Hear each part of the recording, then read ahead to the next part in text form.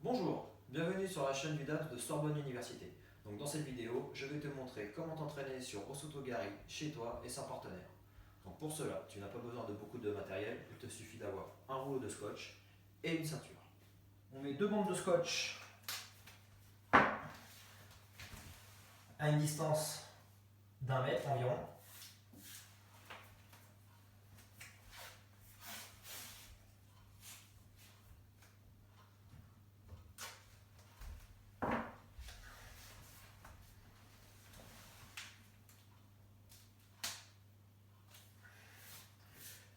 Une fois que c'est fait, donc si tu as une ceinture,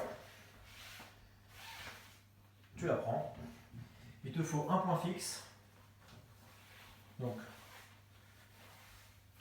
tu la fixes à peu près à la mi-hauteur entre le coude et l'épaule. Tu saisis la ceinture de cette façon, en enroulant tes mains autour, ici. Et là, on va commencer par Osotogari. Donc, tu commences sur la première ligne, les mains resserrées, la ceinture un peu relâchée. Tu avances un grand pas et pendant que tu avances, tu ouvres, tu écartes les mains. La ceinture doit être tendue.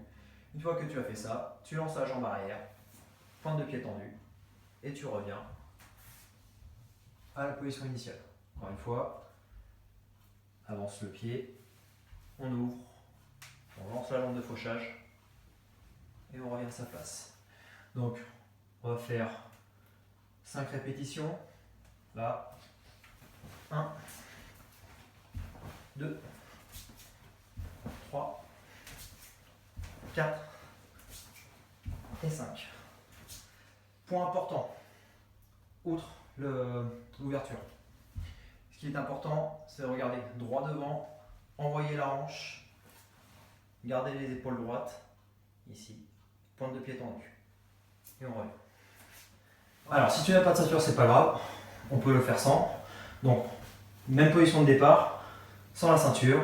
On positionne les mains comme si on tenait un kimono imaginaire. Donc, main gauche à la manche, main droite à la ceinture si tu es droitier.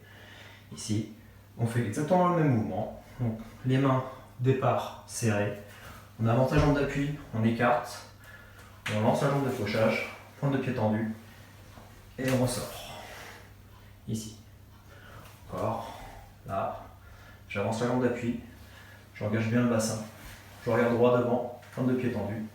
Et je reviens. C'est un très bon exercice sans la ceinture pour travailler la proprioception, pour travailler ton équilibre. Donc on va repartir sur 5 répétitions. 1, hop, petit déséquilibre. 2, 3, 4 et 5.